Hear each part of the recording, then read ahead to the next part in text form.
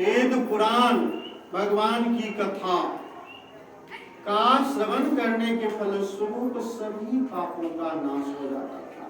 प्रथम दिवस में उल्लेख किया गया था शिव महापुराण के महात्म्य में कि जिस स्थल पर, जिस स्थान पर शिव महापुराण की कथा होती है वह स्थान तीर्थ क्षेत्र हो जाता है। जिस प्रकार हम लोग बनारस जाते हैं, प्रयाग जाते हैं, हरिद्वार जाते हैं, वह पावन स्थल है, ठीक उसी के समान वह स्थल हो जाता है।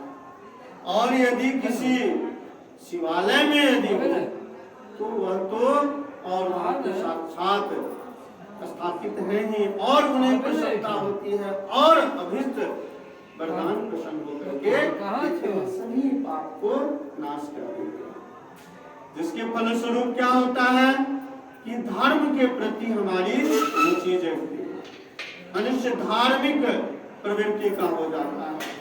और जैसे ही धार्मिक प्रवृत्ति का हुआ, आवागमन के चक्कर से मुक्ति मिल जाती है।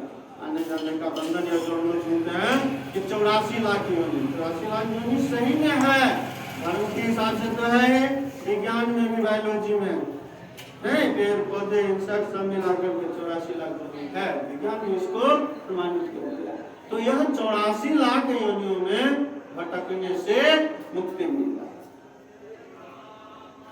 अब जो वर्तमान में हम लोग यह धरती का स्वरूप देख रहे हैं, 7 द्वीप हैं, महासागर हैं,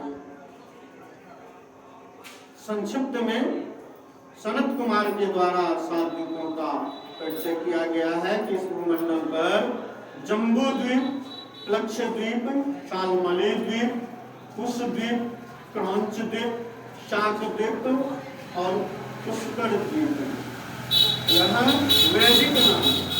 वर्तमान समय में उसको भूगोलवेत्ता लोग महादेश कहते हैं, एशिया महादेश, अफ्रीका, अंटार्कटिका, उत्तर महादेश।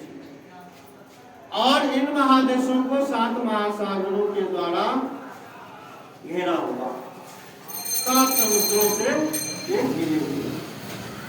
और इन सब के बीच में जम्बू द्वीप है, लेकिन यह आरंभ करवाते हैं आर्यभट्ट जम्बू द्वीप के भारत खंड, तो ही जम्बू द्वीप, जम्बू द्वीप और मध्य में है, सबसे श्रेष्ठ भूमि है। और यह भूमि स्वर्ग एवं मोक्ष प्रदान करने वाली। क्यों प्रदान करती है? क्योंकि यह कर्म भूमि है, यहाँ पर कर्म किए जाते हैं, कर्म के द्वारा यहाँ पर देवताओं को बुलाया जाता है। देवता स्वतः यहाँ आने को ललायित रहते हैं, बारंबार अवतार लिए हैं विविध रूप। तो इस प्रसंग से अपने देश की महिमा का, भारत की महिमा का वर्णन किया गया है। धरातल से हम लोग परिचित हैं, भूमंडल के संदर्भ में भगवान शिव का जो अनादि जो नहीं प्राप्त हुआ उसकी जानकारी के ऊपर जो लोक है और शिव का निवास स्थल कहाँ है। धरती के ऊपर तो हम लोग जो है वो देख लेते हैं कि टिमटिमाते हुए तारा, सूर्य, चंद्रमा, ग्रह, उनका पतंग, उनका पिंड, तो ये सभी दिखाई देते हैं। लेकिन ब्रह्मांड के ऊपर का जो लोक है वह वैकुंठ के नाम से जाना जाता है, और उस वैकुंठ पर भगवान विष्णु का निवास है। विष्णु का निवास हुआ तो वह विष्णु लोक हो गया।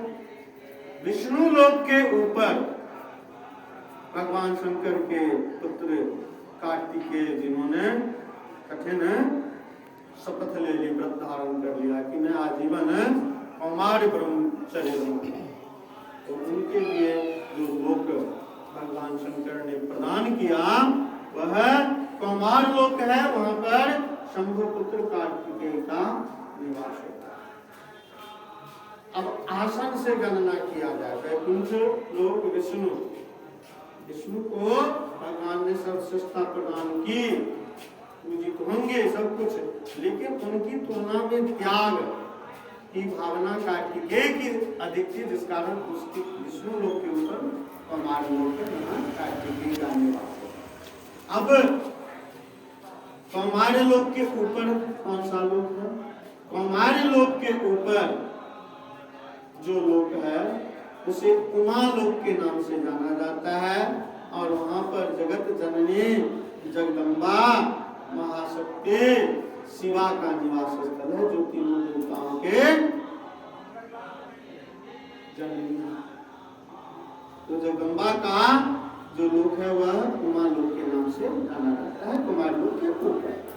अब जगदम्बा के निवास स्थल से ऊपर जो है वह सबसे ऊपरी लोक है। उस लोक के बाद कोई लोक नहीं है, और उस लोक के स्वामी भगवान शंकर है, जो शिवलोक के नाम से जाना जाता है। वह लोक महाशोभा से युक्त है, अत्यंत ही सुंदरतम रूप में वह लोक दिव्य रूप से सजा हुआ है।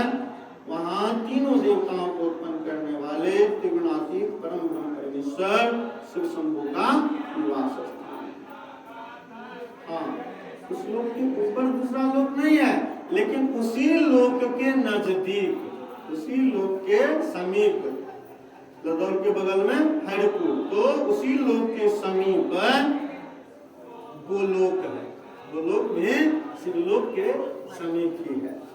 वहाँ सुशीला नाम वाली शिवप्रिया गोमाताओं का निवास है, और चूंकि गोमाता निवास करती है और भगवान कृष्ण गोपाल है, तो गोपाल गोमाता से अलग तो नहीं रह सकते हैं।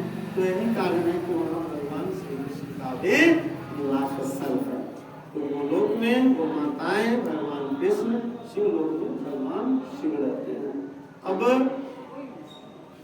विष्णु एवं शिव के बीच कोई भेदभाव नहीं, दोनों का यहाँ विष्णु रूप में अलग से लोक प्राप्त हुआ, और कृष्ण के रूप में विष्णु का ही कृष्ण के रूप में आगमन हुआ।